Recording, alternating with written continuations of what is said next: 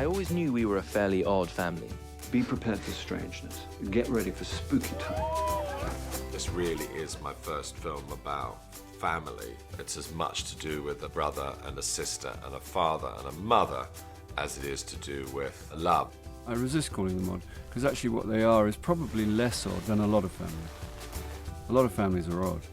Wow! I'm so good without the ball.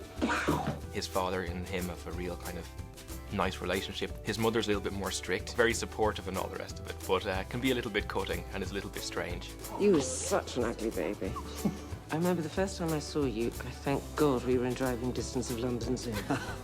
His sister, Kit Kat, who he's very, very close to, and they have kind of a mad relationship because she's a little bit mad herself. Happy New Year, everybody. She really does seem to live moment to moment. She embraces things like nature and family and fun.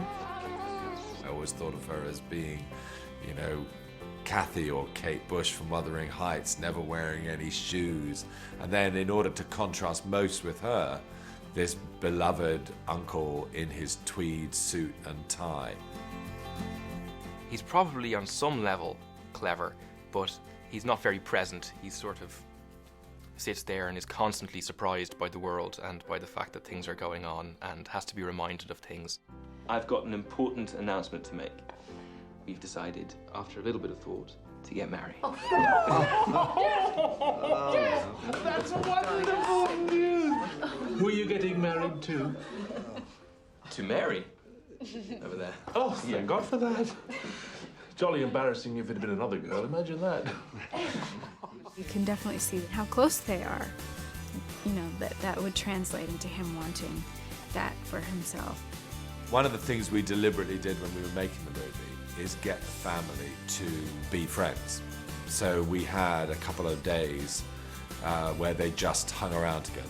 We kind of became a little family unit for a while. There was a huge amount of warmth on set. Lindsay and Bill were these, you know, as the parents, are just these amazing people. Every day they're on set, people are just happy that they're there. Because if either of those two people smiles, everybody feels a little bit better, you know, that sort of way. You do end up writing about subjects that intrigue you, and I've lost both my parents since I made my last movie, and so that issue of the quality of time spent with your parents has been very much on my mind. So it seems as though this issue that's so important to me in real life sort of crept in and infused the movie. We're all traveling through time together. Every day of our lives, all we can do is do our best to relish this remarkable ride.